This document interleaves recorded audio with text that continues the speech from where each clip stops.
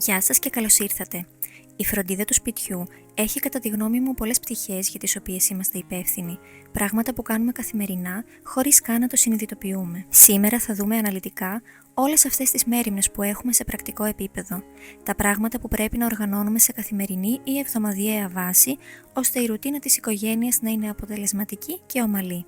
Γνωρίζοντας όλα όσα περιλαμβάνει αυτή η λίστα, θα μπορέσουμε να οργανωθούμε καλύτερα και να κάνουμε τα πάντα με περισσότερη όρεξη. Άλλωστε, καθένα από αυτά έχει την τέχνη του. Πάμε λοιπόν να τα δούμε όλα αναλυτικά.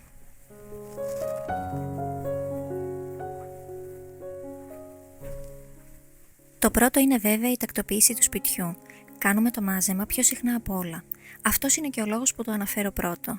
Και μάλιστα, βρίσκοντας τον σωστό τρόπο, προσωπικά εξοικονόμησα πολύ χρόνο από την καθημερινότητά μου. Θα βάλω το αντίστοιχο βίντεο στην περιγραφή για να δείτε το σύστημα που ακολουθώ.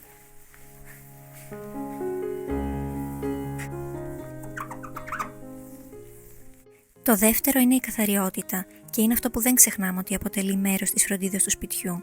Και εκτός από την καθημερινή, υπάρχουν πολλές άλλες λίστες καθαριότητας για κάθε σημείο του σπιτιού, κάθε εβδομάδα, γενικές κτλ. Είναι από τα πράγματα που αγαπώ λιγότερο να κάνω, γι' αυτό και προσπαθώ να βρω τρόπους να κάνω τη διαδικασία πιο ευχάριστη. Επίσης, λόγω των παιδιών και των καθημερινών υποχρεώσεων, μου αρέσει να χωρίζω τις μεγάλες δουλειές καθαριότητας σε μικρότερες.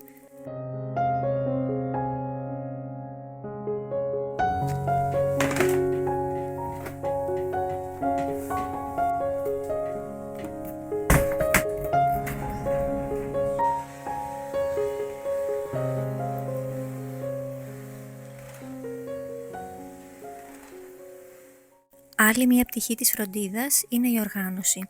Μαζί με αυτό βάζω πάντα σχεδόν και το ξεσκαρτάρισμα και το μινιμαλισμό. Φυσικά δεν έχουν σχέση αυτά απαραίτητα μεταξύ τους, αλλά για μένα είναι άρρηκτα συνδεδεμένα. Για να μπορέσω να οργανώσω το σπίτι μου, πρέπει πρώτα να το ξεσκαρτάρω, να διώξω από όλους τους χώρους όσα περισσεύουν. Έτσι μπορώ πιο εύκολα να βρω μέρος για όλα τα πράγματα. Και όταν κάθε τι έχει τη θέση του, τότε είναι πιο πιθανό πως οι επιφάνειες του σπιτιού θα παραμένουν τακτοποιημένες. Επίσης, θα είναι πιο εύκολο για όλη την οικογένεια να συμμετέχει στις δουλειές, καθώς όλοι θα ξέρουν πού να βάλουν όσα μαζεύουν. Και με αυτόν τον τρόπο είναι και η οργάνωση του σπιτιού γενικότερα πολύ πιο εύκολη.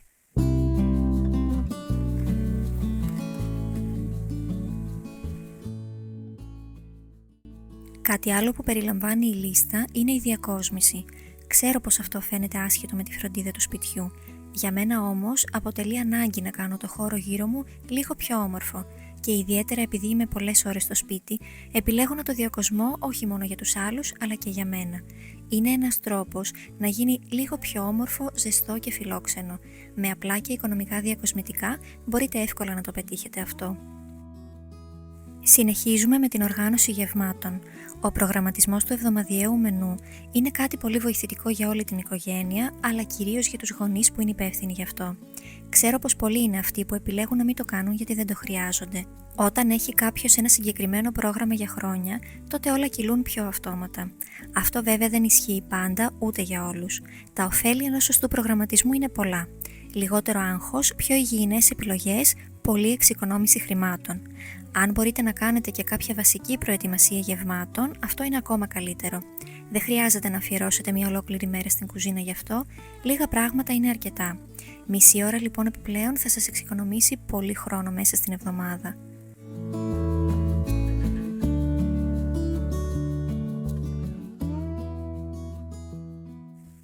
Και συνεχίζουμε αμέσως με τη μαγειρική. Είναι το επόμενο σε συχνότητα μετά το σημάζεμα, κάτι που γίνεται τουλάχιστον μία φορά τη μέρα. Και ανεξάρτητα από το αν μαγειρεύει κανείς υγιεινά ή όχι, πρέπει να είμαστε οργανωμένοι και να έχουμε πάντα κάτι διαθέσιμο για όλα τα μέλη της οικογένειας.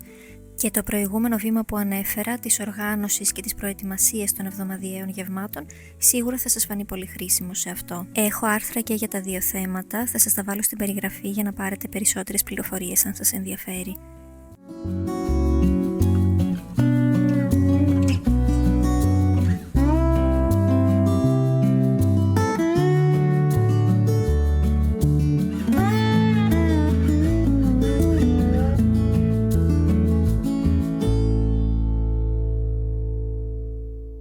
Συνεχίζουμε με την κυπουρική.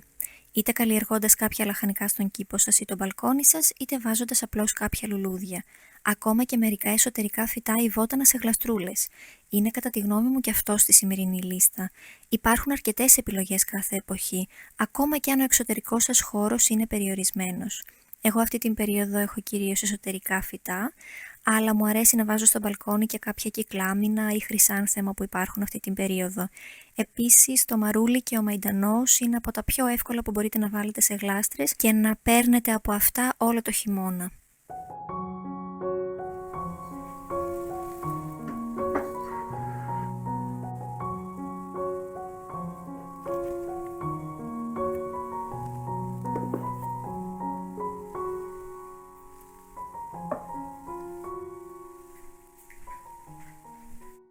Κάτι άλλο που νομίζω πολλοί ξεχνάνε πόσο σημαντικό είναι η οικιακή οικονομία. Κατά τη γνώμη μου αποτελεί ολόκληρη επιστήμη, ειδικά για οικογένειες με ένα εισόδημα όπως η δική μας.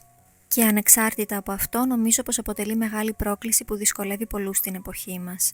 Έτσι λοιπόν χρειάζεται συνεχώς να βλέπουμε τα έσοδα και τα έξοδα, να βγάζουμε από τη λίστα ό,τι μπορούμε, να κάνουμε κάποιες θυσίες και να αφήνουμε πράγματα που θέλουμε για αργότερα. Και είναι σημαντικό κατά τη γνώμη μου να υπάρχει καλή συνεννόηση ανάμεσα στο ζευγάρι, είτε δουλεύουν και οι δύο είτε όχι.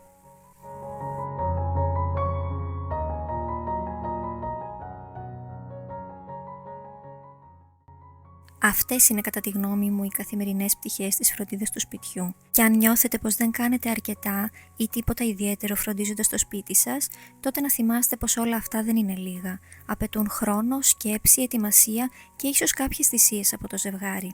Μην υποτιμάτε λοιπόν αυτή την τέχνη και μην τη θεωρείτε δεδομένη. Προσπαθήστε να αφιερώνετε το χρόνο σας με αγάπη και υπομονή. Πάνω απ' όλα όμως να θυμάστε πως το πιο σημαντικό είναι ο χρόνος που αφιερώνουμε στην οικογένειά μας. Αυτό είναι άλλωστε που θα θυμούνται και τα παιδιά μας αργότερα στη ζωή τους. Σας ευχαριστώ πολύ που ήσασταν και σήμερα εδώ, θα τα ξαναπούμε σύντομα.